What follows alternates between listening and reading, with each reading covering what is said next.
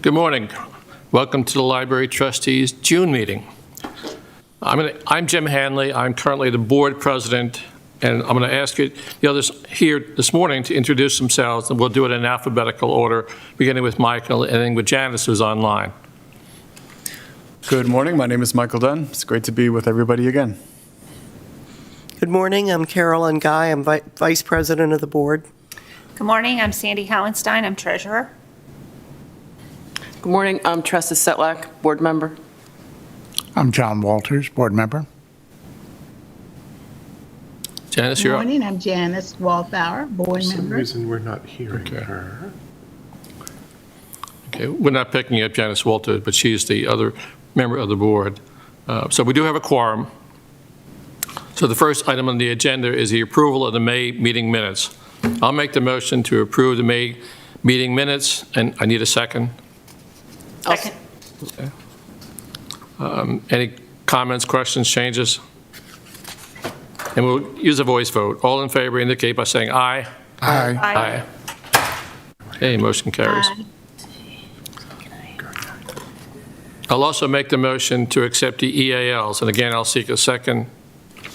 Second. Okay, thank you. Any questions on the EALs? I did. Actually, I have a question on a couple of them. Clarification more than anything, but I may have to wait. Belinda's online. She can answer. The summer program venue expenses, not so much what are they for, because that's obvious, but how is that going, I guess, is what I want to know. We're having off-site programs, and churches seem to be probably a good venue because they've got the space and whatnot, but how are those being received? I'm sorry, I didn't hear the start of your question because I was No, working that's on okay, an that's issue okay. here. Actually, I was thinking maybe Belinda or even Mary Ann or somebody, but the summer programs that the expenses to the churches for the venue, since we're doing those off-site now, how are they being received? How are the programs being We received? haven't actually They haven't had started it yet. Yeah. Okay. And Jill's online too and can give us the most okay. informed answer here. This is reserving the space ahead of time? The first ones will be this week. Excellent, okay, good, Yes, the first ones will be this week on Friday and Saturday. excellent. And I assume those are like outside in their yards or something like that, or how are those, are they outside programs? Yes, that's correct. Okay. That's why we're using those locations, because they were able to give us their outdoor spaces for social distancing. I kind of thought so. Be glad to hear how those turn out once we've had a couple of those and see how they do. We've That's had a couple of in-person programs already, not related to summer reading program. For example, there was one at Green Mill State Park at the beginning of this month with over 100 attendees. They are generally very well received when we're having them. People seem eager to get back and enjoy library programs, and we're hopeful that it's going to be a busy summer. Great. Can I ask about the charge for asset strategy consultants on page 5?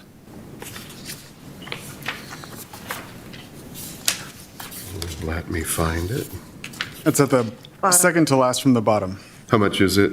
487. That was a quarterly payment. Go ahead, Belinda. We pay them quarterly, and that was the first quarter of 2021. They bill in calendar year of quarters, so it was the first quarter of the 2021 for them calendar year of just managing our accounts. Okay, thank you. May I ask a follow-up question? Where does that come from? Since it's not showing on our statements as coming from the account, where do you write that check from? That comes from our contracts. It's budget coming from line? actually, it comes from our accounting and auditing Okay, account. accounting and auditing. So that's just something that comes from one of our budget lines as a normal expense. All right. Any other questions on the EALs? Again, we can utilize a voice vote. So all in favor indicate by saying aye. Aye. Aye. The motion carries. Aye. Thank you, Janice. Sound. Okay, you are, Janice. There you go. Okay, the next report is our treasurer's report. Okay, this treasurer's report was run on the 15th of June. At the top, you'll see our PNC checking account, as always, starts at 7:10 and closes at 7:10. For our Vanguard investment accounts, the original count, the value on May 12th, 21 was $75,737.17. Share price was $10.65. We own 7,111.471 shares with a yield of 0.58%. The account value on June 15th was $75,773.84. Share price $10.65. Shares owned 7,114.915. A dividend of $36.68 paid on May 28th. Dividends paid to date in 2021 on that account are $208.59. It was a yield of 1.07%. On the Rudolph account, and May 12th, 21, the value was $18,772.76. Share price $10.65. Shares owned 1,762.700 for a yield of 0.48%. The account value on June 15th was $18,780.35. Share price $10.65. Shares owned 1,763.404. A dividend of $7.50 was paid on May 28th, bringing dividends paid to date on that account to $43.93. The yield was 0.97%, and there was no change in share price on either account. Excuse me.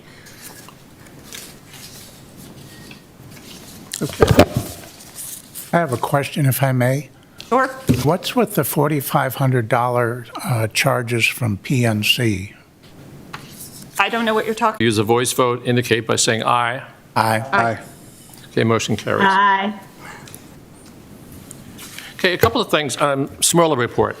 Again, a lot of the issues we deal with, or not issues, but points we deal with really relate to the internals of Smurla.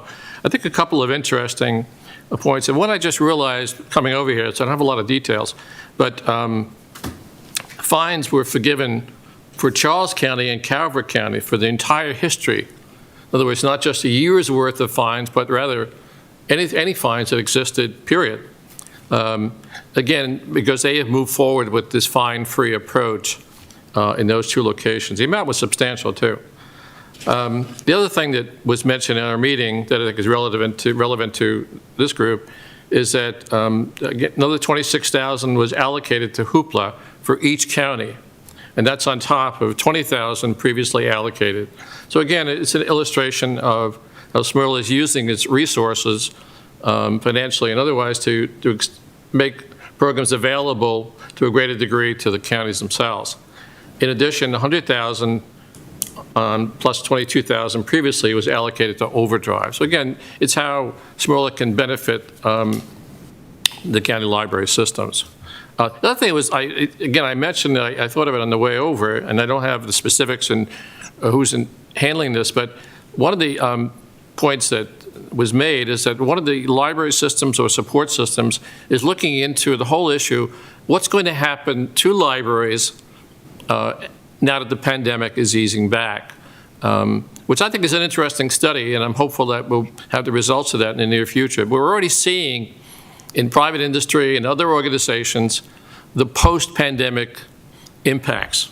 So it'll be interesting to see, have habits of readers, of borrowers from our library systems change their habits, change their routines after this extensive period of a year and a half. So we'll have to keep an eye out for that to see how that all turns out. Oh, one other point I wanted to make was, as you may have seen a note that Sandy won't be here next month, but I believe we discussed it at one of our meetings, but my suggestion is we go to a quarterly basis. As you look at these reports, they don't change dramatically on a month-to-month basis. So I think if we go to a quarterly basis, I think we'll be fine. So unless there's any concerns on behalf of the board, we'd like to continue then. So the next meeting that we'll talk about the Treasury report will be September. So it always ends at the final month of the quarter. Okay, so we'll move on then to the director's report. Actually, I have a question about Smyrla, and this is general. Sure. Would it be possible to get written reports? I mean, you're very good about disseminating the information, but I can't write as fast as you talk, and I usually will miss some of the things. Okay. And we have written reports for all of our other Okay. things here. Could you provide those in the future as well for just Yeah, a sure. written synopsis? Right. It just really you're looking for is a synopsis or a summary, Exactly. what I provide now. Because a lot of we do get, of course, Oh, I know, minutes. you get in the weeds easily, but Yeah. just a synopsis, just. Sure. Because I know I miss some stuff when I'm making notes. Okay, sure. Great. Be glad to. Okay, thanks. Michael?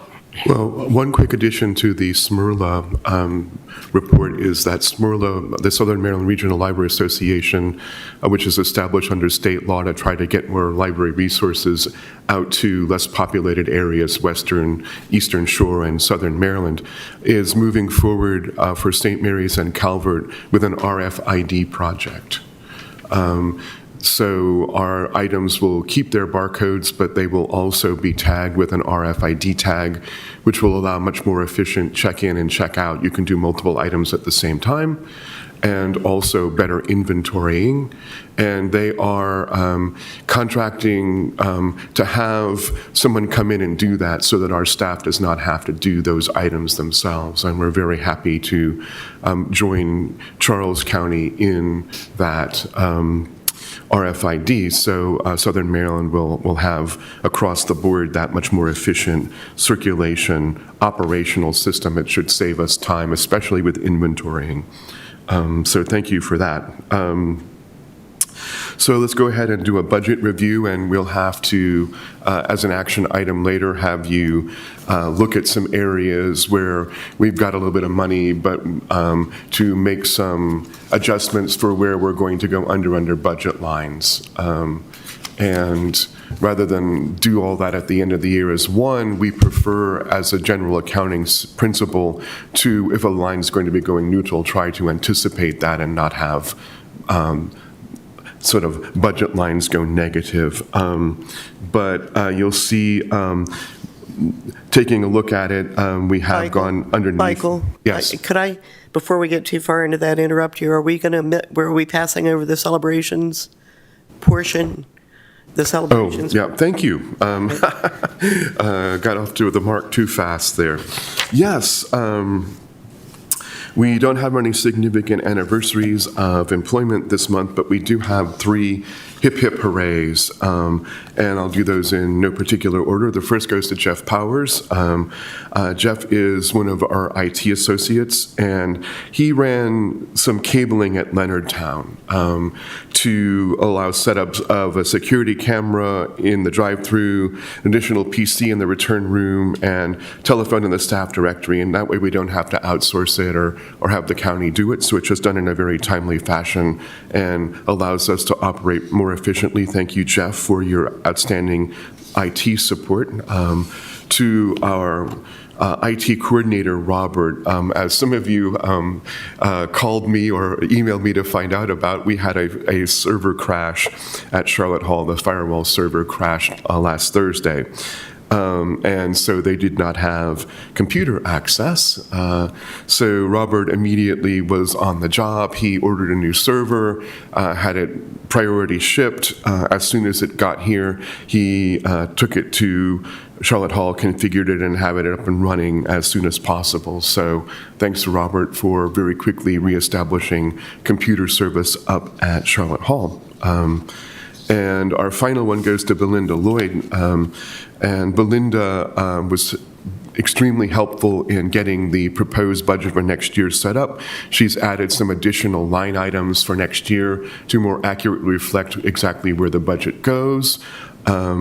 Calculated the percentages for the healthcare and for staff increases, and was just generally extremely helpful to me in getting the budget report ready for, the proposed budget ready for you for next year. So Belinda, thank you so much for your excellent work there. And Carolyn, thank you for reminding me.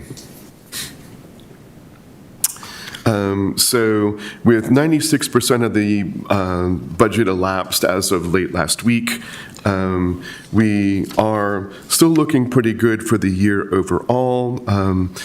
Of course, we won't know until we get the the audit, exactly what the expenses are. And we are already in touch with the auditor, and we hope in early September to have an audit for you to approve because it's due to the state on November 1st.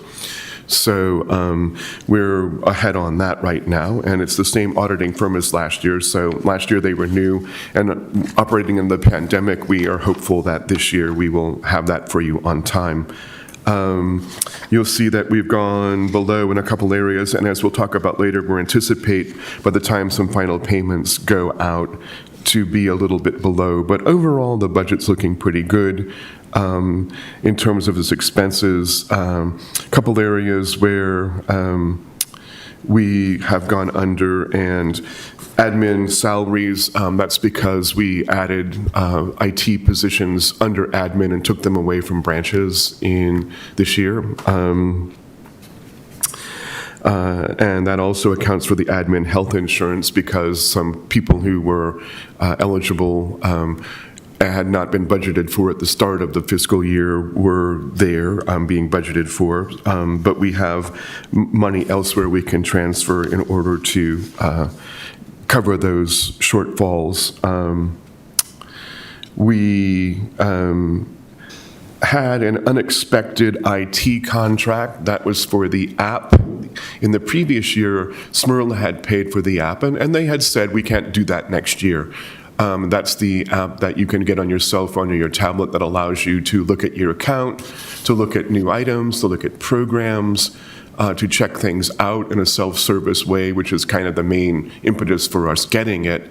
And we continue to encourage use of that app and find that people are enjoying using it. But that was not an expense that we were expecting, about $8,000 that we are out of pocket on. So that's why that particular area went below what we were anticipating, and we'll anticipate spending that much next year. Down a little bit in payroll services, we've been working with ASCII and ASCII, our accountants, on a number of projects that were not necessarily straightened out as well as we might like in the transfer from our office manager, and Belinda's just done an outstanding job kind of getting us back up to speed in a couple areas that had been neglected. So we've had to get advice from our accountants more than we were anticipating. There was, for example, an error in how our payroll service was coding a certain expense.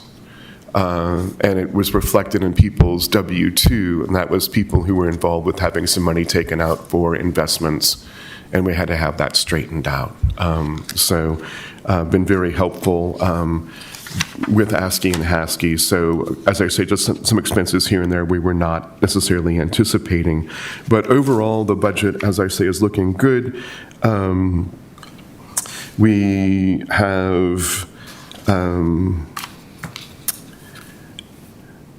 as I say, we're going to hope for maybe a slight budget surplus, but we won't know until the audit is done exactly what that is and if we've actually got that or not. Questions about the budget, and as I say, we'll be looking at doing some adjustments later on in the meeting today. Michael, I realize the amount is not significant in terms of the overall budget, but the issue with Smyrna and the contract, did you incur the contract costs? Has that been discussed at a more recent meeting? With Smyrna? Yeah. No, basically, the app people went to Smyrna and said, hey, where's the money? And Smyrna said, we're not paying for it this year. It wasn't budgeted for, and we have not talked about budgeting for it next year. All right, I'll mention it from my end, but I think, again, that was a potential commitment for the county libraries. It was never finalized. It's an absolute. So I'd like to raise that issue. It's not a lot of money, but it's still something that if they're providing a service, it should include everything, including the maintenance. And it is a great service, and we want to continue using that app. Although it has been particularly useful during the pandemic, it's just something that we think people are really going to enjoy having. Anybody using the app other than me? Yeah. I find it very useful because I can I can log in as my wife, who gets a lot of print books. I mostly do electronic stuff, so I can check her stuff out for her right there at the library. Our ebook legislation update, it did pass into law without the governor's signature. I've tried to find out, why didn't you sign it? But there were 897 other bills, so I expect it's probably just not something that was a priority. In any case, it has passed. New York has now, last week, passed a similar legislation, and it's waiting for their governor to sign. It hasn't been presented to him yet. So at the moment, we are working with the American Library Association and one of its council to talk about what we think reasonable means, because the legislation says that digital content that is provided to the public will be provided to libraries under reasonable terms, and we're defining what that means. What reasonable is will vary depending upon publisher, it might vary depending upon the format, but we are trying to put forward the idea that on a per circulation basis, libraries shouldn't be paying that much more for digital than they're paying for print. And currently that is often not the case. We pay much more on a per circulation basis for the digital content. Amazon Amazon Publishing has made its unique content available to libraries, and our app provider for Simply eLyricist has already tried some of their content, and it's working. So I anticipate starting in July that content will be available in Maryland libraries, including St. Mary's County.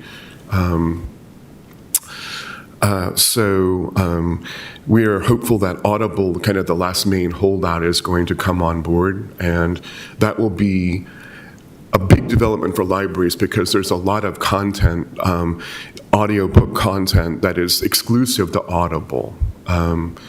So, for example, Trevor Noah, who has a television show and is a popular comedian, has a book out that's called Born a Crime, in which he describes growing up as a biracial man in South Africa during apartheid. And we can get the ebook version, but the audiobook version is exclusive to Audible, so you can't get it in a library in a digital format. So we're hopeful that Audible is going to come on board now that this legislation is in place in a couple of states, and just say, okay, fine, and define, we'll see what they consider to be reasonable terms, but it's going to be a continued negotiation, and we can't talk to the publishers as a group.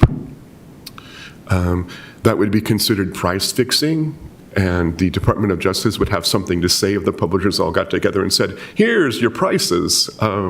So it's really libraries individually or as groups talking to publishers individually. Many publishers are already giving quite reasonable prices, but there's some of the big five we'd kind of just like to say, all right, work with us. And we'll just have to see where that goes.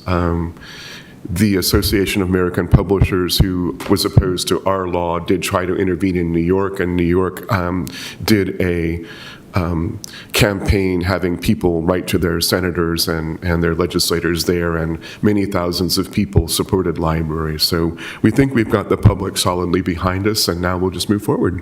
Questions about that one? I do have one. In Maryland, in the legislative process, if for any reason the governor does not get around to signing, does it default into law or does it die? It is in law now, yes. If he does not specifically veto it on a particular day, and this year it was June 1st, anything he has not specifically vetoed that legislation has passed becomes law. So this is now law.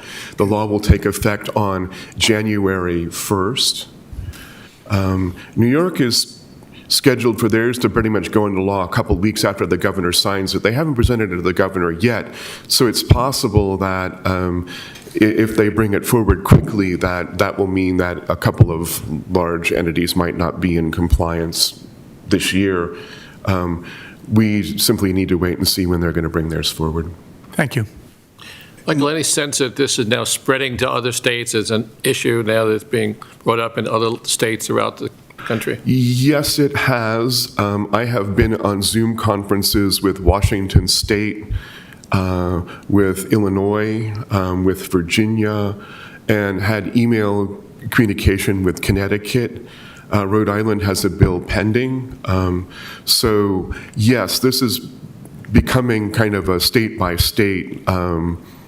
I've emailed with people from Arkansas. So this is becoming something that states are very interested in. Where we hope this may go ultimately, of course, will be at a federal level. Rather than have a 50-state sort of thing. If enough states, however, get interested, possibly then somebody at a federal level will think to take this up at that level. And that would probably be more effective overall in terms of how the publishers are going to work with libraries. Okay, good. Michael, I wanted to thank you and give you kudos for your leadership on this issue, both in the state and on a national level. And I also wanted to ask, what are the organizations, I guess, at the state level or local level in Maryland who are working with the publishers on this? And are we working with any library organizations in other states in those conversations with publishers? Well, you have to be very careful talking to the publishers, as I say. So the American Library Association is on an annual basis, they go meet with the big 5 publishers in New York and have this conversation. Obviously, last time they had the conversation, the legislation was not in place. The Maryland Library Association is inviting publishers to speak with it. But again, you know, it's sort of like you have to do it on an individual publisher by publisher basis. You can't speak to a group of publishers about this. They have to be very careful about not looking like they're colluding or otherwise agreeing on prices. On our side of the fence, are we working with other library systems for those individual publisher conversations, or is that? We're working with the American Library Association here in Maryland to promote awareness of this. I'm hopeful that this document that we're working on right now, which defines what reasonable is, will open the door for publisher conversations. And I would anticipate further conversations now that this legislation is in place. And hopeful that it will open some doors. It is possible that the remaining publishers who aren't giving libraries necessarily the deal we might like will say, but you've been buying from us all along, therefore it must be reasonable. And I think our response to that will be, we didn't have any choice. But now, what do you think about reasonable on these terms? And I don't, to be honest, I don't know that some of the publishers are going to come down as low as libraries would like, but we're hopeful that they might give us a better deal than we're getting right now. Great, thank you. You know, for an example, President Obama's last book, in an audiobook version, we can get it on a pay-per-use basis. It's $9.50 a download. I mean, that's basically set at a price what they'd like to get, the profit they'd like to get from a consumer on a case-by-case basis. That's simply not sustainable for libraries. So we'll just see if we can get some better terms. If not, hey, at least we're making an effort to save the taxpayers some money as they continue to get access through libraries.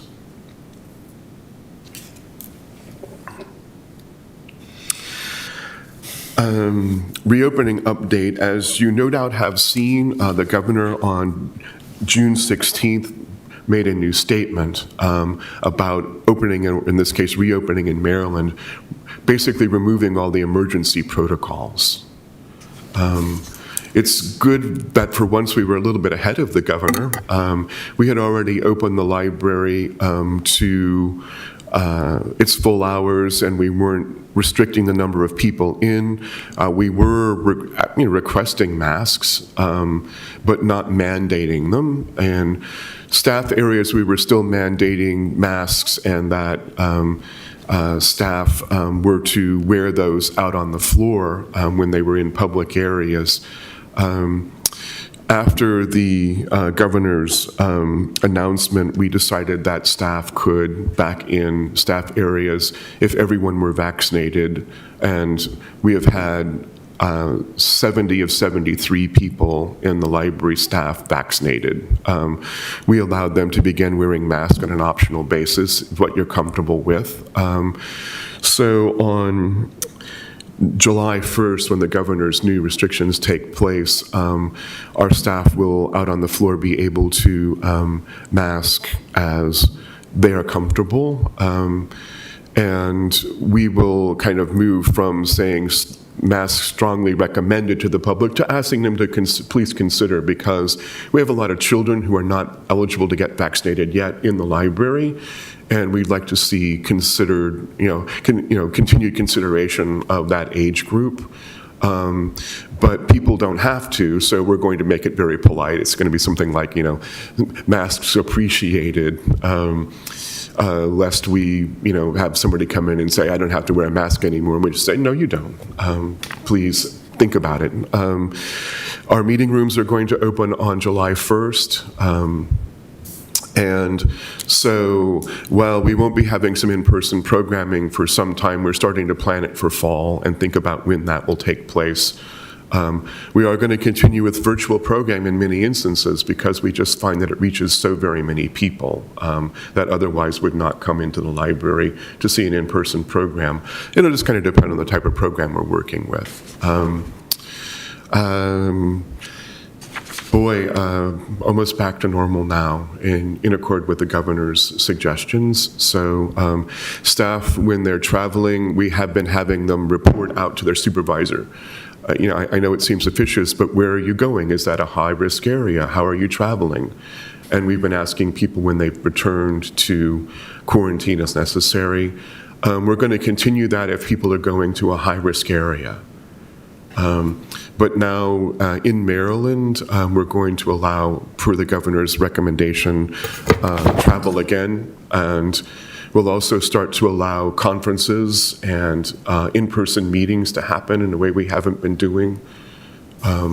So back to live conferences, there will be an ALA conference in Baltimore in October that will be in person. It's ALA Core, which is a leadership division of the American Library Association, and I'm the co-chair of the Public Libraries Architecture Group, and we've set up a tour of 4 libraries. If anybody would like to see the Pratt Library, the new Michael Bush Library, there's a library at a community college in Anne Arundel that has got some interesting architecture, and there's one up in Baltimore County that's a complete new renovation. So if anybody would like to take a tour of some lovely libraries, let me know. We will arrange you to go. It's good to be back in person on a lot of these things. Questions about that one? Can I step back to your mask comment for a half second? Sure. I applaud the notion of saying, be considerate. I think a lot of people seeing only that won't understand the ramifications of why we're asking for that. And I would urge you to consider kind of a couple of lines beneath that, saying that many of our patrons are not able to be vaccinated because they're just too young. And those are the people we're asking you to be considerate of. Well, I think that's a great idea, and we can put out, press to that effect, and it probably will.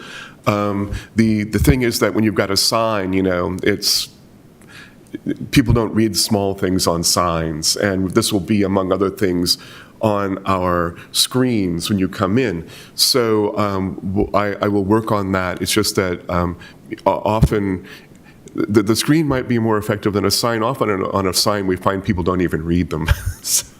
But I think we'll have, we'll put out some words to the public, certainly in email to all of our card holders saying, okay, here's where we are with the opening. I appreciate the desire to get, as many people wearing as possible.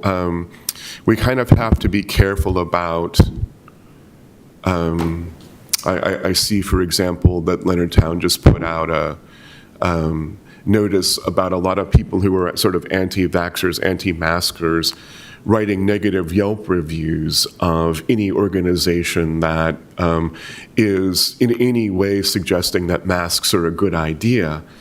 And we need to kind of be careful in our county about how we present this. I think it's very reasonable the way we're going to go about it, though. Okay, thank you. Speaking of young patrons, do you have thoughts on when or how story time will be resuming? We were originally planning for late fall or possibly next January. I think we'll probably be moving that up a little bit. We're already doing some outside, but then we are hopeful, and Jill and Laura are sort of the head of our programming team. And Jill, if you want to weigh in here, you're welcome to do so.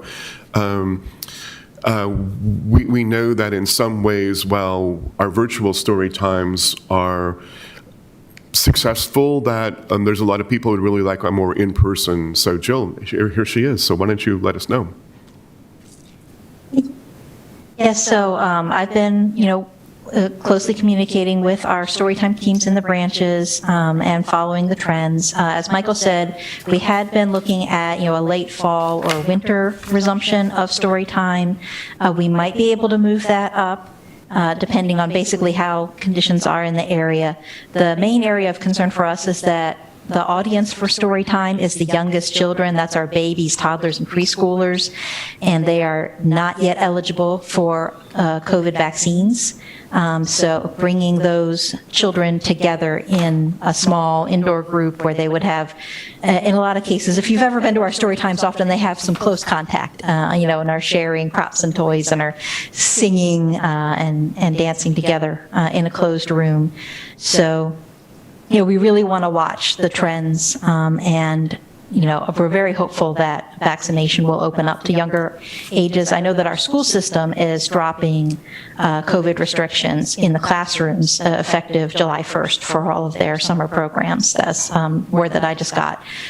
So we want to kind of see how that goes as well, if there's any spike in transmission. But really, we're going to, follow the guidance that we have available in terms of safety, but we do want to be cautious with our youngest patrons and their safety, because we know that those are also the ages that, they put their hands in their mouth, they share and they touch, and they share their germs even in the best of times, more so than older age groups. But we do really want to get back to it.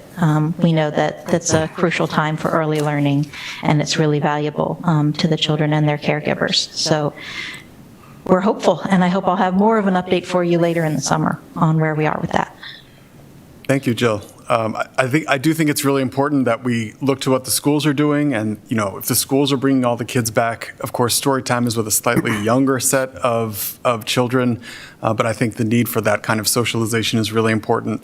And I also think in terms of our communications about masks, I think we need to be really careful about our communications about sort of if you've been fully vaccinated, why should you wear a mask, or what is the rationale there, just so that we're not sort of unwittingly undermining the rationale to get vaccinated in the first place. I think these are really challenging issues to navigate. Well, certainly they are, and I'm sure you've all seen examples of what some states are doing, including Maryland. We just had a woman in Charles County get, I think it was $40,000. There was a lottery for vaccinations. Unfortunately, I don't seem to have won. And I think the grand prize was going to be $400,000. I don't know if that's been given away yet or not. In any case, in Ohio, it was like $1 million a week for a while there. All the way down to have a free donut if you've been vaccinated. Over 70% of Marylanders in county were only at about 50%. So I think there's still reason to be very cautious. That said, when the governors remove the restrictions, it's difficult for us to kind of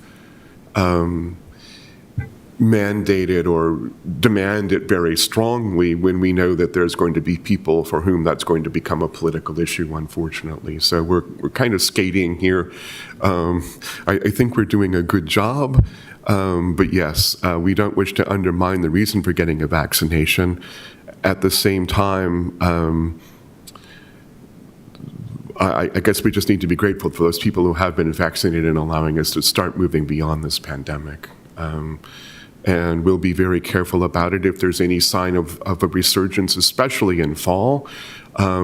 We are prepared to take actions restricting access to the library as necessary, and let's just hope that isn't the case. All right, well, thank you. I've already given you the RFID update. We are moving forward on that, and thank you to Smurler for that. ARPA grants, we did make 4 grant requests, 3 for our library system and 1 that's completely separate and it will not impact the one that we've made. We did request funds for a mobile library and 1 FTE, and the money that it will take to put up an electric outlet out where we would be keeping the mobile library. And all told, it's kind of a deluxe setup, but it's not like it's an electric vehicle or even a hybrid, which would have been hundreds of thousands more. Nevertheless, that's going to be about a $370,000 ask. We'll see if we get it. We did ask for a redo of the parking lot at Lexington Park to increase safety of pedestrians and also put in a drive-through. There was a space that was originally intended for one. At the time, there was not the funding to do it, so we've requested the funds to create that drive-through at Lexington Park and reroute traffic. And it looks like Amy did a fantastic job coming up with a plan for that, that, as I say, will enhance the safety of pedestrians and bicyclists, of which we have quite a few in the area. So that's about $50,000, $60,000 we asked for. The other thing we asked for would be an outside shelter at Charlotte Hall. Once the Amish Farmers Market moves, which will be later this year, that area where they're kind of temporary structures have been, we want to put in a 40 by 24 outside covered area that will allow more programming up there. I mean, so basically there's a 10 by 10 square foot teen area. There's a small children's area. The meeting room is heavily used, so that will increase the flexibility of programming that we can have. Obviously, we submitted this during COVID times. That obviously would have allowed for substantial amount of outside programming there. And there's not much else in the area that we can do. So we're hopeful for about $40,000 that we can have that put in. We have talked with the county about these projects, and they are on board. It shouldn't cost the county any money if we get the grant funding, but they'll help with the installation of things. The fourth one is, and as I say, this will not come from the ARPA funds. This is a grant that we've been getting as a pass-through for the state for 4 years, and this is for our Simply E app. I will say that the New York Public Library and our primary provider, Digital Public Library of America and Lyrasis, have had a split. New York is now going to concentrate on just New York City and its very large libraries there. And Lyrasis and DPLA have got a very large grant to continue development of the app. I've been asked to participate in that. We're going to rename it. I can't yet tell you the name in public yet because it's not been released. But that app will be more functional, and it will include content from the DPLA plus Amazon, and we're hopeful Audible, and that will be the exclusive place where that kind of content will be available. So big developments there. The state library has supported that. 8 libraries have adopted, and this grant would just allow them to continue, but possibly also allow a couple more libraries to deploy, and in addition, that would provide content from Amazon and possibly Audible in the future. It would also have all the content that we have from our Overdrive app, in addition to some DPLA content we've already got. So it would be one place to get a lot more content access. It doesn't yet work with Hoopla. We're investigating bringing in Hoopla content as well. So we'll see where we are with merging all of our digital apps into one at some point, but certainly we'll have a lot more fully functional one. Right now, our Simply eApp has a couple of glitches in it. I'm looking forward to that much larger grant, eliminating those glitches, and the grant from the state would be about $75,000. But that's from the usual LSTA funds and is not competing with necessarily with our own app requests, or I'm sorry, our own grant requests. Michael, I have a question on the ARPA grant. Do you have any idea how quickly that process moves? They were already due, and we're expecting to hear in early July. And we've only got 1 year to spend the money. Okay. So we don't think it would be particularly problematic to have either the Lexington Park or Charlotte Hall start in July and have it easily finished, certainly by June 30th of 2022. The more challenging one would be if we get money for the mobile library. There's a backlog on these things, and they are custom made. So the state, however, knows that if it takes a bit more time to do that, I don't anticipate getting all the grants. Approximately twice as much money has been requested across the state as is available. So, but I hope we'll get at least one. I don't see why we couldn't, and have at least one. So it's just a question of how much money we get, and if we get a grant partially funded, as has happened in the past, when, for example, we asked for capital funds for the Leonardtown Library. We didn't get everything we asked for, although over time we did. We will look as a foundation and friends about having fund drives to try to make up any difference to bring us up to the full amount required, or scale back a project if necessary. Do we have a feel for the recurring costs that a mobile library would generate? Yes, we do. We've worked with our consultant, and I forwarded all that paperwork for you. So we know roughly what maintenance will be, what fuel costs will be, what electric costs would be. Those all have to get factored in. And we have a pretty good idea of what a full-time FTE would be for that project. So we know that we're probably looking at about probably 80 to 90,000 a year ongoing, all told. And we've already been in some negotiations with the county, very informally so far, about supporting that on an ongoing basis. But I'm hopeful that, bringing service to daycares, bringing service to senior centers, delivering books to those places, doing programming outreach, possibly even having, material delivery to a Scotland, a Ridge, a Colton's Point, a Tall Timbers, a St. George's Island, will be something that they think is a very useful expansion of library services. Michael, have we ever looked at, or are we aware of the activity in those counties where they have a mobile library? How active are they in those counties? Charles has one now, and it sees a lot of business. Calvert has one, but it's just getting ready to roll out, so we'll have a better example here in southern Maryland of both those counties. But yes, these are very heavily used, and so Pratt has several, and they take them into neighborhoods in Baltimore. Once again, it's sort of like a waiting line to get on these things. They do get heavy use. And imagine demographics and even geographics would have an influence on.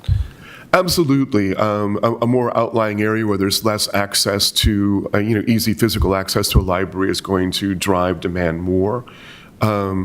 But we have areas in the county where we think that simply showing up on a scheduled basis will increase use heavily. And one of them is right here in Leonardtown. If you go back behind the Leonardtown Volunteer Fire Station, there's a lot of houses back there, a lot of little kids living there. Unless their parents take them, getting even a mile to the new Leonardtown Library is extremely problematic for those young folks because they have to cross Route 5, because the sidewalks haven't been extended out along Hollywood Road. walking or cycling for young people is going to be extremely hazardous. So we anticipate in a neighborhood like that, I've forgotten the name of the old school area that's currently was being used for the Board of Elections, where they were storing their things. It's close to Gate 3 at the base. Carver. Yes, thank you. There's a neighborhood there that we at the Mediation Center visit and have a night out where there's a lot of young folks there. Access to Lexington Park Library, again, unless they're very busy parents are able to drive them, is practically impossible. So we have a lot of areas in county where the income may not be as high or where children may not be as easily able to make it to the library, where we think doing some programming is going to be very popular. Good. Michael, with regard to the long production times that you mentioned, if we got the grant and we got the money contracted, would that solve our one-year time issue? It does in a way. Basically, what will happen will be that the state library, knowing that there might be a delay, is prepared to grant extensions. And there's plenty of precedent for that. For example, on the capital grants that are given out each year, it hasn't always been the case that a library that got the funding could spend it necessarily in that year due to construction delays or other issues. So they can extend the period during which the grant is to be given, assuming substantial progress has been made. And I'd argue we've already started making substantial progress just by hiring the consultant that we did, who has given complete specifications and cost figures. So I don't anticipate us having any problem if we do get that grant in having, to worry about spending it in a year. They know that if there's a backlog, that if we've contracted, if we've begun negotiations, if we in fact have earnest money in place, and we'd have to have half the money down up front for a vehicle, that we would be able to extend that grant.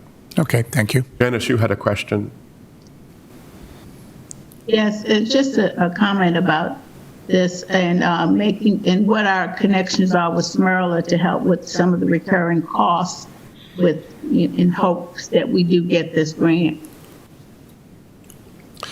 Smyrla couldn't necessarily support this. They want to try to support each county. The other counties have made requests as well, but I think that we'd be more looking at our county to help us with ongoing costs. And I'm hopeful that... Because I know that was one thing looking at Smyrla in terms of looking at needs, not necessarily each county had to have the equal amount.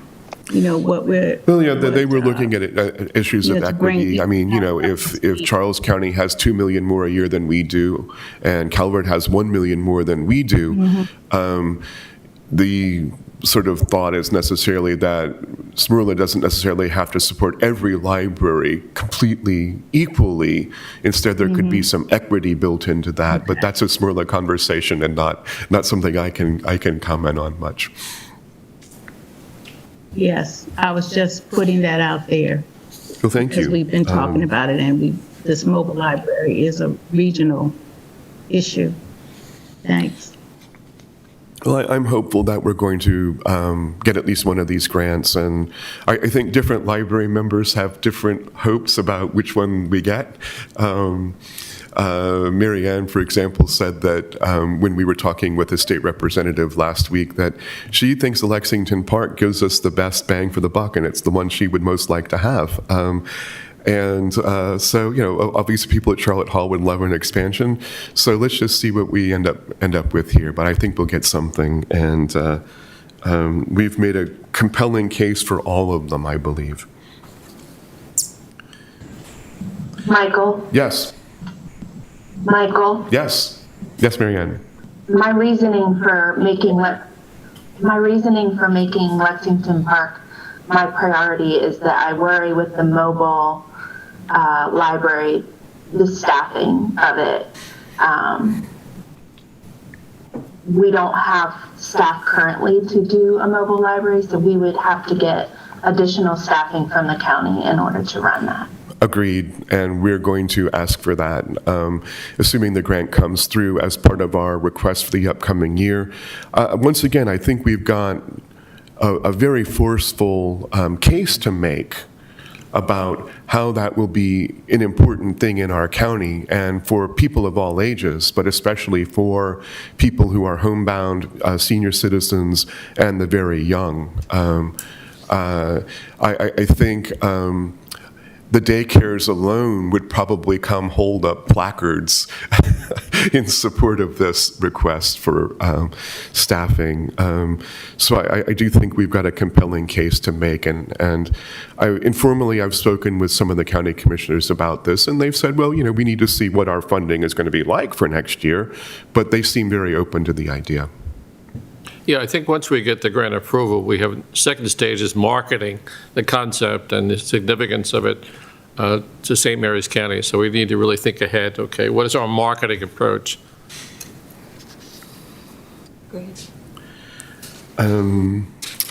Earlier today, Carolyn signed some information on the Schwab account that's basically removing her as the primary person who's the trustee of that. I'm still on, so we'll be looking for another one of you trustees to fill in for that, and we don't have to determine that now, just so much as it's something that we're going to want to do. And that would mean you could log in and see the online statements is what it really mean, because we've just switched everything to online. We've been getting print statements forever, and they basically just end up in a folder on my desk once Belinda scans them. So we'll probably just want one of you to have access online and be able to look at the account as necessary. I do have an account for Mr. Sanders at Asset Strategies, and I haven't had a chance to look at that, but I'll be reporting out to you on what he has to say about some requests you made. Specifically, you asked if we could have, instead of a set amount in our contract rather than based upon the investments, and if they would come up with a new fund to replace one that they've been using, and I'll have a report for you on that very soon.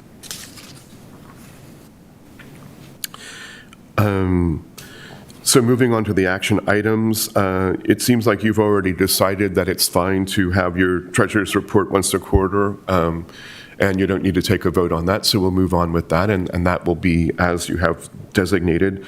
I have a sheet, and thank you, Belinda, for preparing this for us, of budget adjustments that we'll need to make. This should be the last one we have to do, although, of course, we'll have to look at the end of the fiscal year next month in case anything else has come up.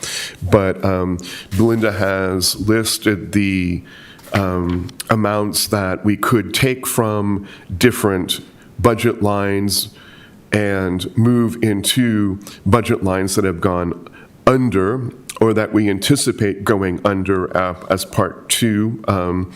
So you see a list of all of those. The debits would be in red and the credits in black, amounting to about $47,163 all told. On the back of that sheet, there's some other things that we could take money from if necessary, but I'm happy going with Belinda's recommendations on where we need to move things. So, yes, Carolyn. I move that we approve the budget adjustments as presented.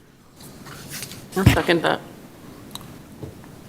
Okay, any questions, comments? Yes, I do. Michael, on the proposed budget on page 3 of 5, we're not there yet. This is moving some. Yeah, we're looking at this. All right. Are you asking about the current budget? yes, but my mistake, my misunderstanding as to what No, you had. we're not at the proposed budget. That will be coming up soon, though. Okay, I'll hold. Okay. No other questions? I'm going to, again, because we're voting on a financial matter, ask you to both raise your hand and give a voice vote. To all in Aye. favor indicate by saying aye. Aye. Or Aye. indicate by raising your hand. Okay. Any motion carries? Aye. Okay, thank you, Janice. Okay, we have a team, and congratulations, Mary Ann, and I forgot to do this, I should have. Both Mary Ann and Jill are on the call here. Mary Ann is going to be the Maryland Library Association president for this upcoming fiscal year. Congratulations, Mary Ann. Very well deserved. This is based on a vote of members of the Maryland Library Association, so it's not just, hey, it's your turn, the way it was for me with MAPLA president. You're going to do it whether you want to or not. So that's a great honor for Mary Ann and for St. Mary's County Library. Congratulations. And Jill is going to be the head of the Children's Division, which is the largest division of the Maryland Library Association. Congratulations, Jill. So as part of this, Mary Ann, who was formerly sort of taking a look at a lot of our manuals and things, has passed it over. We now have a committee that looks at our manuals, and that's led by Amy Dickinson, the branch manager at Leonardtown, and they have suggested some changes, and they're basically taking a careful look at all our manuals and seeing, do these match our practice? If not, do we need to change our practice to match the actual wording, or do we need to change the wording to match our actual practice? Or is there just something we might add on that would be useful? So I've got several things that I need you to approve as far as changes go, and there's a handout for you there. The first is, and where you'll see the changes are basically in blue. So the first is reservations of meeting rooms, which we're going to be opening again very soon. Currently, reservations by the public can be made up to 120 days in advance on a daily rolling basis. So what that means is I log in, I can see up to 120 days as a member of the public on the meeting rooms and make a reservation for those during that time. I'd like, please, for you to approve moving that to 90 days instead. And the reason why is because that's going to make it a little bit better for our program planning team. We have to plan quite a bit out. And we think that it's not going to be any real hardship for people to still be able to, reserve the meeting room 90 days, 3 months ahead of time. But it's going to give our staff just a little bit more planning room. So we plan a quarter out, and what we have to do when we're planning is say, okay, we need the meeting room this time, so we block it off. And that will be another month that we kind of don't have to say, all right, we don't know yet, we're just going to go ahead and block the whole month. So I ask you to please approve that change. Okay, I'll make the motion to approve the change to the manual regarding non-library programs. Second. Any questions, comments? Okay, these are not substantial or financial, so we can just give a voice vote. All in favor indicate by saying aye. Aye. Aye. Okay, motion carried. Aye. Thank you. The next has to do with our customer service manual for inclement weather. And this is a matter of staff comfort and looking at the occupational and safety requirements. Basically, what our current policy says, if the interior temperature falls below 65 degrees Fahrenheit or rises above 88 degrees on the heat index, we're asking you to just change that to, it says rises above 85 degrees in actual temperature. It's difficult for us to measure the relative humidity. It can vary from place to place in the branch. So not a really big change, but you see where we derive that number from, or rather that this team has derived that program from. So I'll ask you to please make that change as well. Okay, I'll make the motion to the change to inclement weather. You have a second? Okay, any questions, comments? Okay, again, we'll do it by voice vote. All in favor indicate by saying aye. Aye. Aye. The next one is on the customer service manual for rules of behavior. You see at the end in blue there, and this is not the full policy, but I didn't think you needed to see all page after page of it. We're just going to add that the library is not responsible for the loss or theft of unattended items. It's just fairly kind of boilerplate. Most places have that. I don't know that it's absolutely necessary, but I think it's just not a bad idea. Okay, I'll make the motion to accept the change in the policy. I get a second? Second. Okay. All in favor, again by voice vote, indicate by saying aye. Aye. Aye. Motion carries. Aye. Okay, motion carries. Thank you. The final one is more substantial, but it is in response to a change in Maryland law. The Building Lifelong Learners Act was put forward last year, and the governor vetoed it because it was going to involve a change in revenue. And he was basically saying, last year under COVID circumstances, I'm not approving anything that looks like it's going to change anything about revenue. One of the first things that the legislature did this year, is to override his veto, and that law immediately took effect. And it does not allow us to charge fines for anyone under the age of 18. And so Calvert and Charles, in response to that, pretty quickly just said, okay, fine, we're changing our policies and not having fines, and they instantly became in compliance. We've got a couple of adjustments to make to our procedures to be in compliance with that law, which is already in effect, and we've basically been working around it, but we need the official policy in place. So that's basically, in accordance with the law, going to define what a minor is. It's going to define what a fine is. It's not a service charge. It's not for a lost item. So if they lose an item and simply can't come up with it, it's not covered. This is just overdue fees.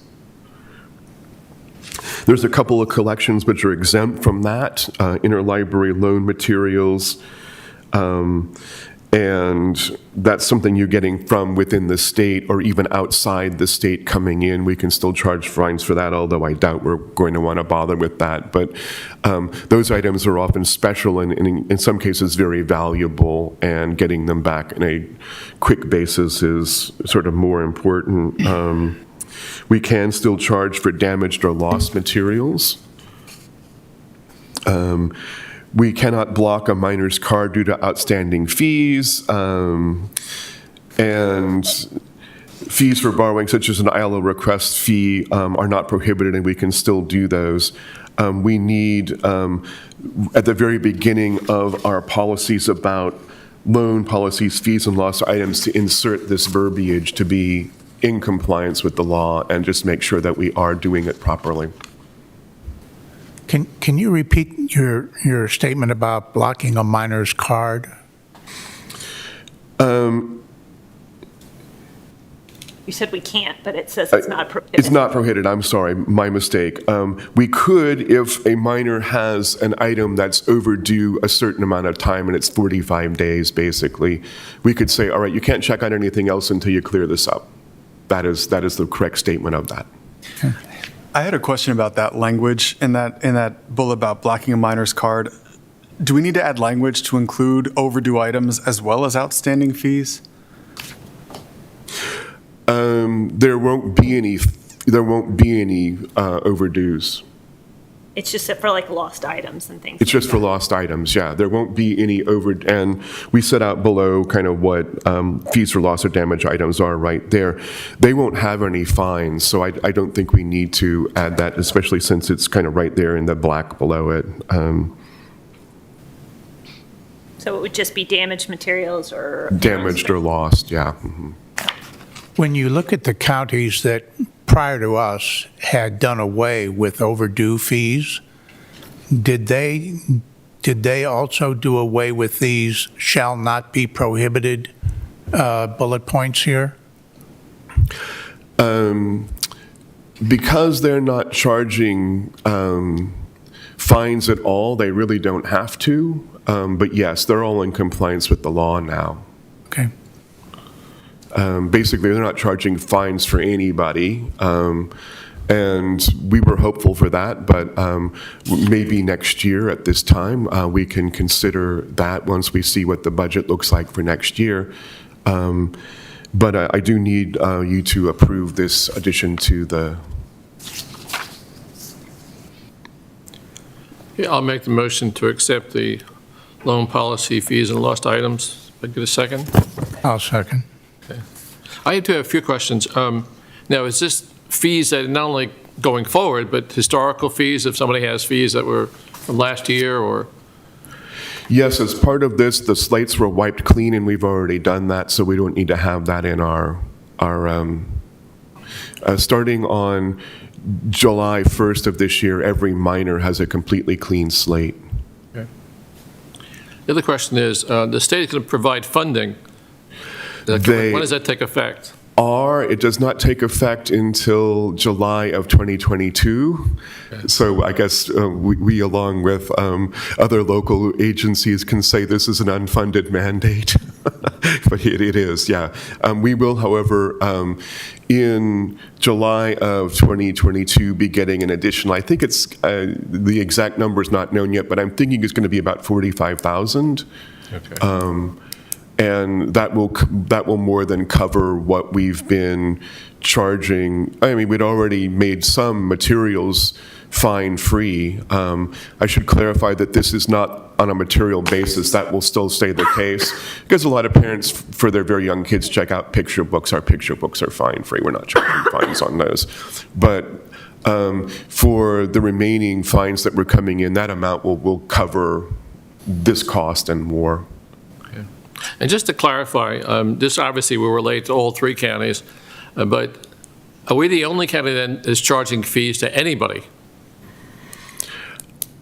Fees may be charged and still will be for a lost or damaged item. For fines in Southern Maryland, we are the only library that is charging fines of any, exactly, yes. Okay, good, thank you. All the other libraries are no longer charging fines to anybody. They basically were able to get a little bit of money from their counties to make that change. Okay, thank you. So with this thing going into effect on July 1st, will back due fines still be on the books? No, on July 1st, all young people are getting their slates wiped completely clean. No people under the age of 18 owe anything to Maryland libraries as of July 1st. And for adults? Not for adults. For adults, everything is staying the same. And I believe Calvert and Charles, when they put fine free into place, basically just went ahead and forgave past amounts. You know, if you look at the books, we're owed over $1 million from past fees. We'll never see that money. And if we ever go fine free, we might as well just forgive it as well. It's basically amnesty day, and you say, come on back to your library, is what most libraries do. You know, it looks like it's a lot of money that we're owed. It'd be nice if we could collect it, but a lot of these things date back years and years and years, and people no longer live here or simply don't come to the library anymore because they owe money. But no, on July 1st, young people will have a clean slate. Adults will still owe fines and fees. Is there any other comments, questions? If not, all in favor indicate by saying aye. Aye. Aye. Okay, motion carries. Well, thank you. All right, let's go ahead and take a look at the proposed budget. Michael, before you go into that, if I can just go back to a point that you mentioned about Mary Ann and Jill and their new responsibilities. I wonder if I could ask that perhaps, we don't know what goes on in those groups and in meetings and so forth, that Mary Ann perhaps or Jill can give us an update periodically. No schedule, doesn't have to be written, but just are there elements of their meetings that may be of value to us? So if you could just, especially from your perspective, Mary Ann as president, and Jill's from the children's standpoint, just again, informally, no set frequency, but just to give us an update that comes out of that might be important to us. I can talk about what I'll be working on this year if you'd like. And we're seeing nods, so if you would. Yes. Okay, I can't see you. Oh, sorry. I can only see Janice. So as MLA president this year, I have the privilege of hiring the next executive director for MLA. Oh, good luck. It's kind of due to something unfortunate that happened. The executive director, Margaret Carty, passed away in February. And so the current president, Morgan Miller, the Cecil County director, she's been kind of running MLA for the past few months. We did hire an interim director, and he is Ryan O'Grady, and he's the LATI coordinator, which is the Library Associate Training Institute that Maryland requires all library associates to attend. So he stepped in, and he's been working with Morgan to run MLA, and July 1st, that shifts over to me and Ryan until we hire the new executive director. So that's going to take a lot of my time. We have a search committee put together, and actually Jill is also on that. She, as the Children's Services Division, which is the biggest division of MLA, we wanted the representation from the division. So we have her on the search committee. They'll be advertising that job probably in August, I'm thinking. Everything's kind of taking longer than what we expected. And so that's going to take a lot of my time. And then we're also bringing in a Black caucus of ALA. So there will be an MLA chapter of the Black Caucus. So we're formalizing that. And we're also going to have a LGBTQ plus interest group. That's forming right now. We have an Equity, Diversity, and Inclusion Task Force. And as president, I want to make that a formal part of MLA. We have an intellectual freedom officer, and I am going to formalize a equity, diversity, and inclusion officer of MLA. So that's a lot going on. And Jill, she's left the call, but she'll be busy working with her division. They do a lot of training and programming for children's librarians across the state. They do a lot of programs at the conference, which I'm happy to report as of right now, the MLA conference will be in person in May in Cambridge again.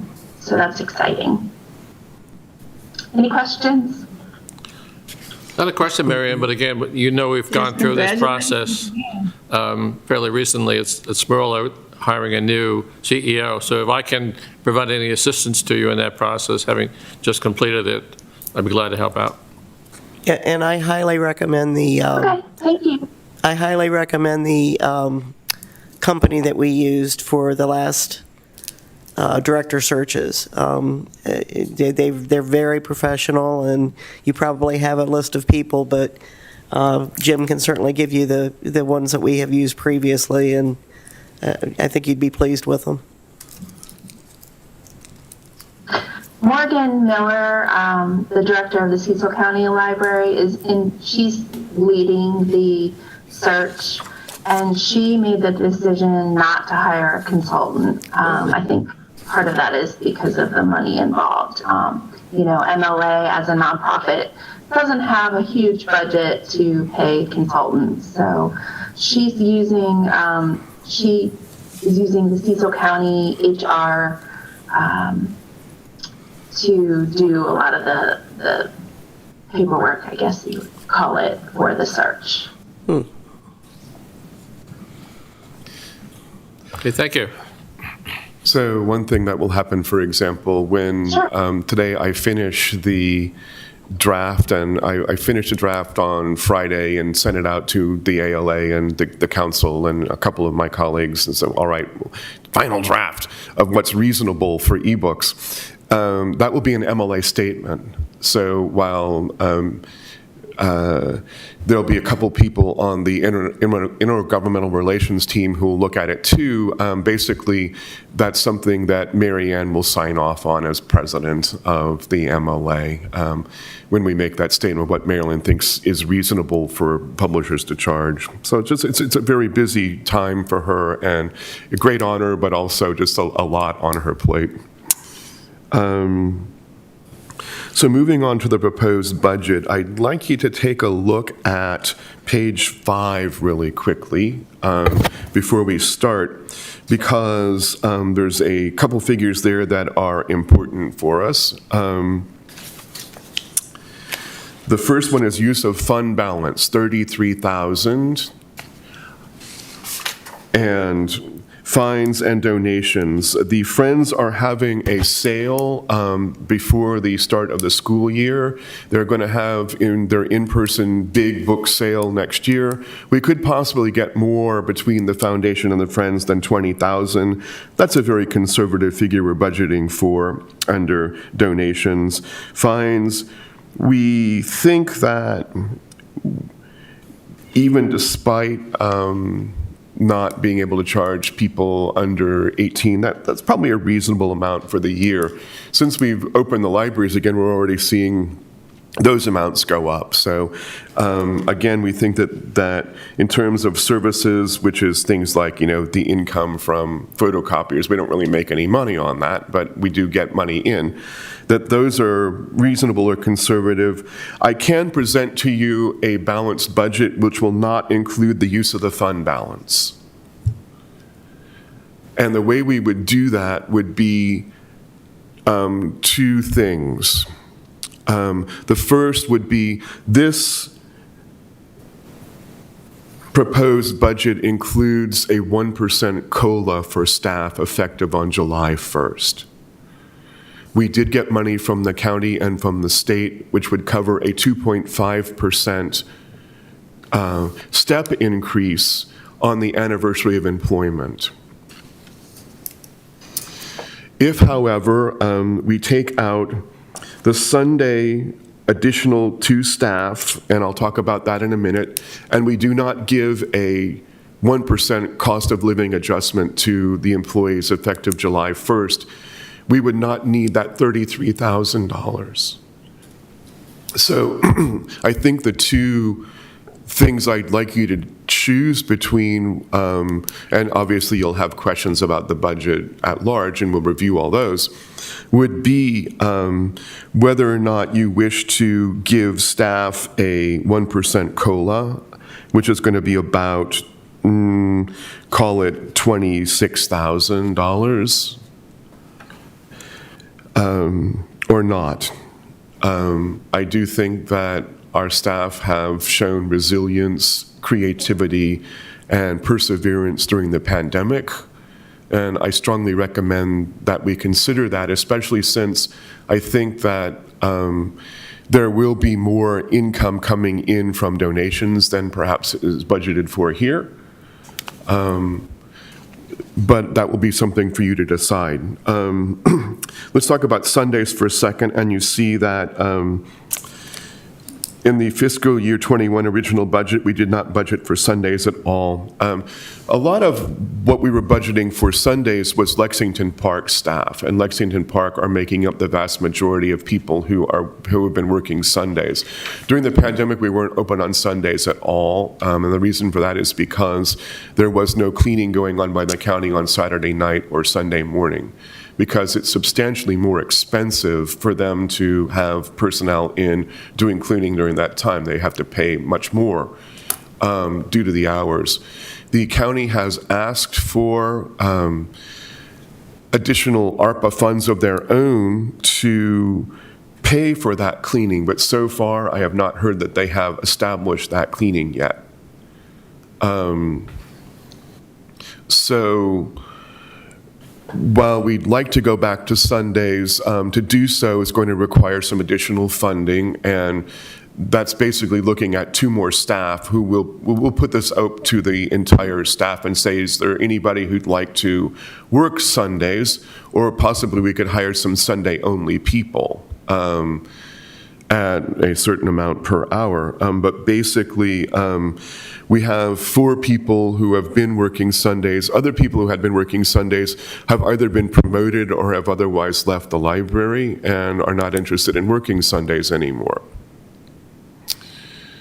It is a time when we get a lot of use per hour. We're busy on Sundays, so I'd like us to fund those 2 additional positions. And as I say, the other 4 are simply built into the Lexington Park personnel budget already to open on Sundays. So just in terms of a more detailed look, if you look at the bottom of page 1, you'll see where we've added a fair amount of funding to account for additional utilities cost. On page 2, you'll see other areas where we have raised up the amount that we're expecting to pay, especially, for example, Leonardtown's gas costs, especially once the building is fully occupied, open its full hours, all those computers are getting used. We are anticipating some substantial increases in funding necessary, and the county did give us $25,000 to make up those costs, which is very great. Thank you to our county commissioners and our citizens for funding that.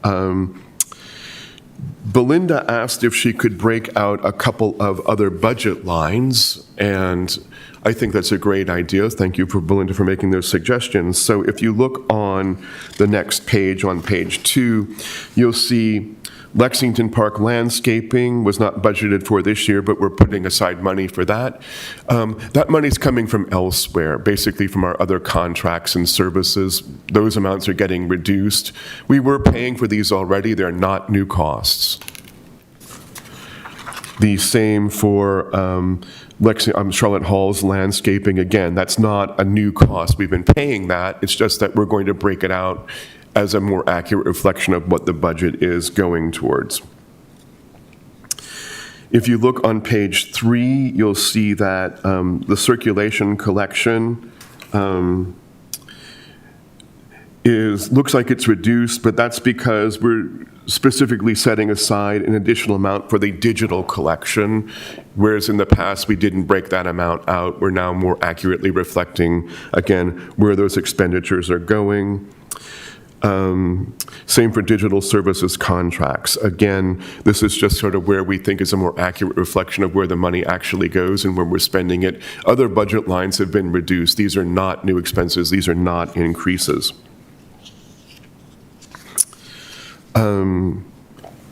So those are the primary changes that we are seeing. And you'll look at page 4, for example, under furniture and equipment, it was previously just budgeted to admin. Now we're breaking it down into those separate branches where they'd all be able to get some new furniture and equipment. They've been spending it. It's just a question of reflecting accurately where that money is going. So I'll take questions on the proposed budget, but again, your major choices are a budget without dipping into the fund balance for $33,000 and not having the extra Sunday crew and not giving staff a 1% COLA, or taking that $33,000 and saying, we may make that money up anyway, let's go ahead and approve that and give the staff the COLA.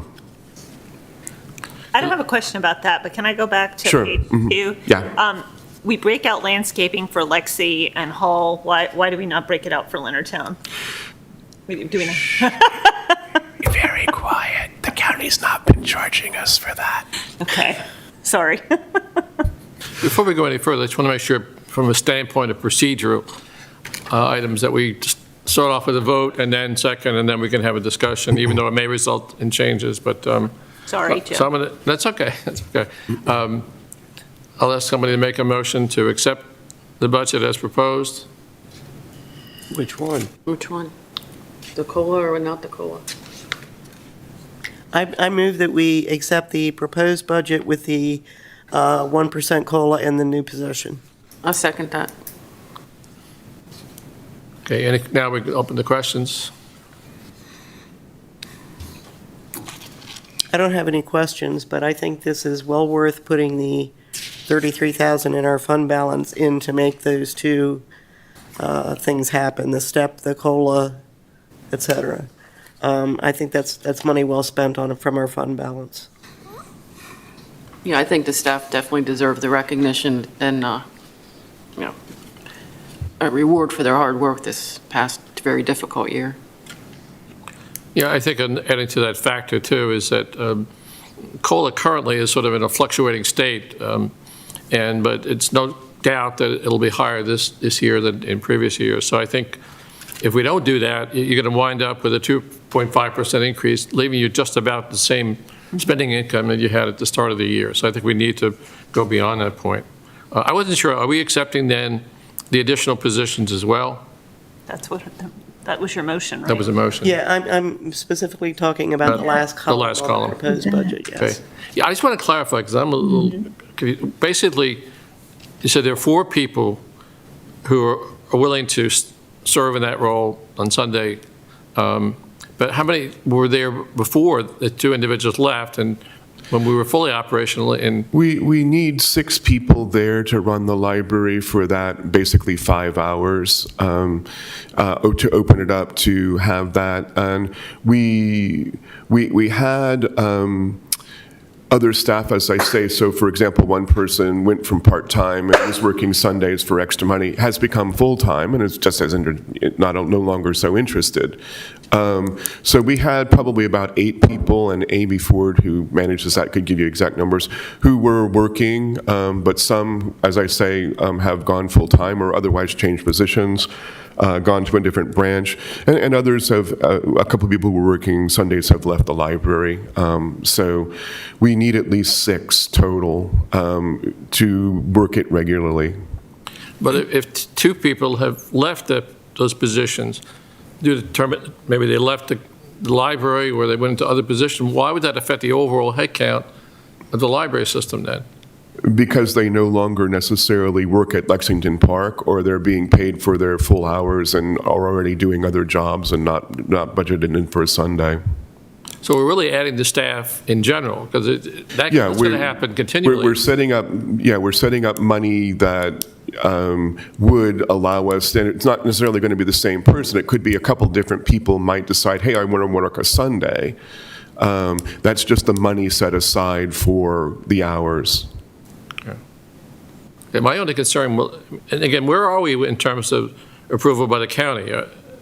We haven't got that approval yet, right, for these changes? We have the money from the county. We know what that amount is. So I'm not certain I'm answering your question. We know what we know what the amount from the county and from the state is, and those are budgeted in here.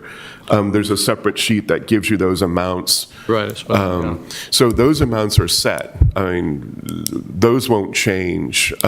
We don't yet know if the county has gotten approval to clean on a Saturday night or a Sunday, which during pandemic times we'd certainly still like.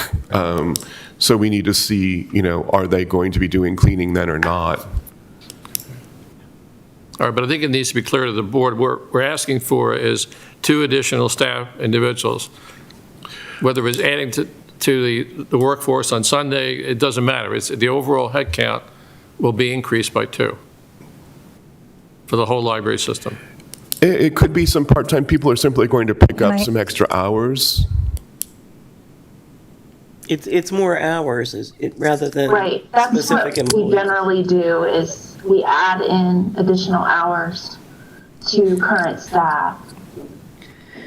So what it is like if somebody is scheduled to work at 21 hours, but they want to add to it, they are willing to work those additional 5 hours on Sunday, they're now a 26-hour employee. So we're just adding those 5 hours to that employee. So it's not necessarily another person. It could be, though. But that person would only be hired for the 5 hours on Sunday. It could be somebody who's currently part-time, but wants additional hours.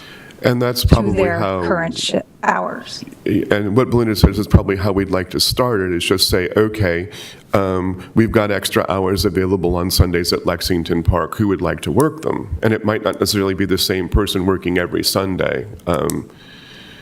But we have in the past found that there might be some people who are part-time who would like to pick up an extra hour or 2.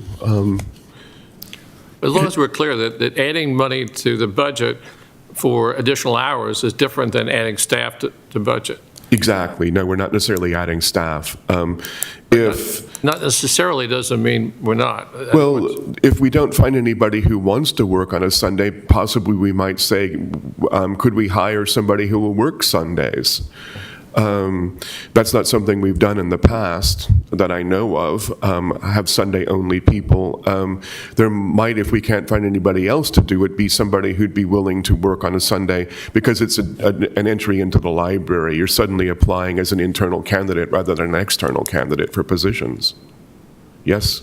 It sounds like maybe your concern is addition- not Sorry. with any of what we're talking about other than the title. And that last column would maybe say instead of new position, would say additional hours. Yeah, that's fine, but I think Okay. that what they're also saying is that they may have to go to additional position. But additional position is still not a full-time employee. It's Same. additional hours for someone who may or may not currently work in the library. All right, but it's semantics, but okay, I understand. Right. But I mean, would that make you My feel only better to- concern is, Erlen, that adding the staff is always a challenge, and especially when we go to the county for budgets. So I'd like, if we can, certainly adding the hours, that's understandable, but I think we need to be cautious about adding the staff, because we are going to be looking for. You'd prefer that we say instead of Sunday salaries, 2 additional staff, we say simply say additional hours? Additional hours, yeah. All right, make that change. Michael, is the rate for working on Sunday different than for working Monday to Friday? No. Okay. It really depends on the level of the person who takes this, but we're anticipating it will probably be some entry-level people who might want to pick up some hours who are not, for example, at a librarian level.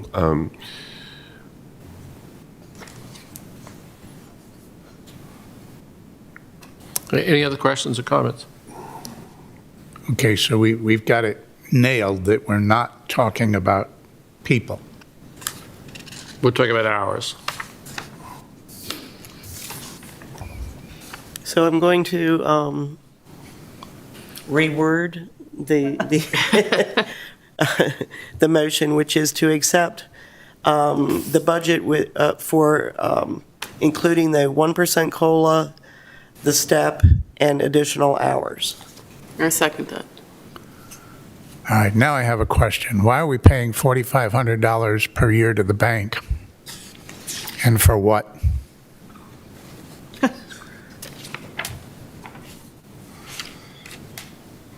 Which line are you on? The bank service fees on page 3, John?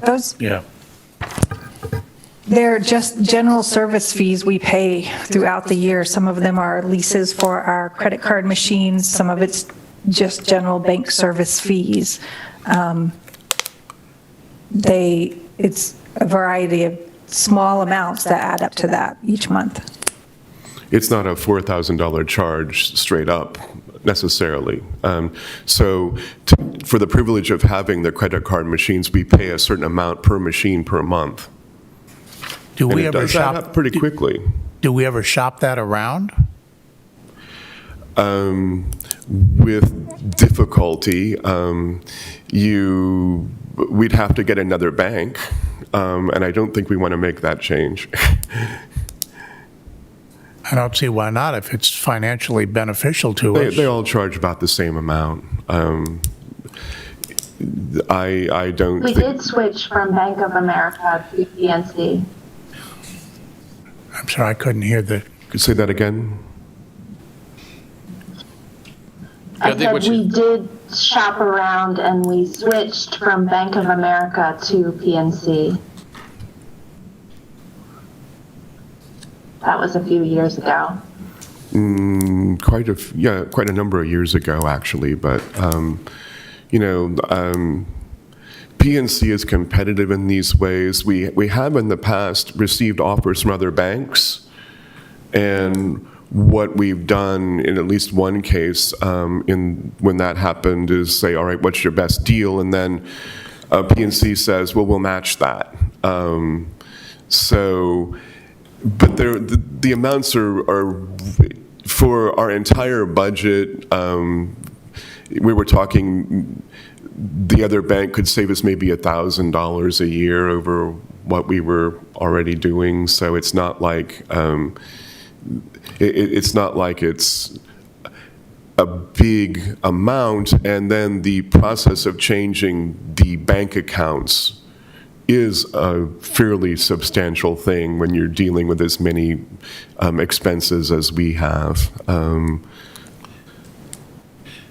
I think, Michael, we also need to add, having been on the board at that time, there was an extensive due diligence process done before we made the change, and we were running into difficulties, particularly on service. I think that was a challenge. He's right, the cost wasn't dramatically different, but and that's why I think we were unhappy with some of the alternatives. But my point being that it was done through a very clear due diligence process, and that's why we selected PNC. But that was how far back? Yeah, I had to have someone look at that. I don't recall. Certainly during my time here, I've been on the board 8 years, and it wasn't when I first joined. So I think it's been probably within the last 4 to 6 years. Well, I just think periodically, I think it was right before Michael. It was before I came on board, so Yeah, I it's been think about 5.5 years then. Yeah, that's what I remember too. I just think periodically it's in our Yeah. best interest to know what we're getting for our money and whether or not what was a good deal 5 years ago is still the best deal. We may wind up staying with who we've got now, but But if maybe you they need to change sharpen their banks- pencil. But would that mean redoing everything in terms of the services and a new bank? And, I mean, I guess as you say, shop around, but For $4,000 a The year, fees are I think we'd spend that much in $45,000. salaries Change the making whole an system adjustment, of- frankly. of trying to By the time we switched over and had a completely new account and got new credit card machines and went through the whole process, I think we'd be out a lot of money. Unless we can save a huge amount of money, I don't think that it's worthwhile to make that change, frankly. Yeah, to be honest with you, I would agree with Michael. It's certainly if you can save money on any service, but again, you have to include the cost of doing the research, doing the analysis, and I'm not sure it's worth it at a $4,000 fee. Agree. We're not going to get it for zero, so it's somewhere between 0 and 4,000 that would really result from it. And I highly think it's unlikely that it'll ever be that much lower than 4,000.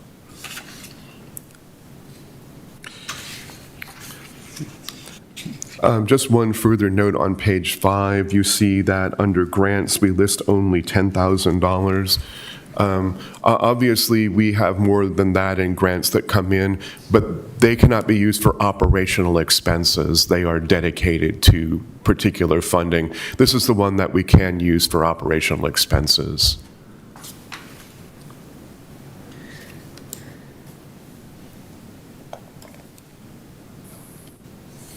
Okay, any other questions or comments? Okay, did we get a second to yours? Yeah, Tressa did. Okay, you made a second. Okay, so all in favor, and again, because of the financial implication, if I can ask you to vote and raise your hand to ensure we are all in agreement. Aye. Aye. Opposed? Okay, the motion carries. Well, thank you. The employees will be very grateful to get your support for that 1% COLA. I know it's not a lot, but I think that it does recognize a heroic effort from this past year. And Jim, as you points out, we're seeing some inflation, so with any luck, it will get us slightly ahead of where we are this year. I'm very grateful to our county commissioners for supporting the library in the upcoming fiscal year. And that is what is kind of allowing us to do that 2.5% raise for our employees, and it is very gratefully received. Thank you to our commissioners and for the county, and for our residents for supporting the library. And thank you all for all you do for the library. It is greatly appreciated as well. Michael, before we close, again, sometimes we get the meeting minutes and not meeting, but the agenda for it, and they changed it a little bit. I don't have a discussion on the treasurer report going to a quarterly basis. But you mentioned it was. So if it's on the action item, then we do need to do it more formally. I felt that as the president, I can make that determination, but if it's on the agenda as an action item, we need to follow through on it. So I'll make the motion that we transition the monthly treasurer's report to a quarterly basis. I'll second that. Any questions, comments? If not, all in favor indicate by saying by voice. Aye. Aye.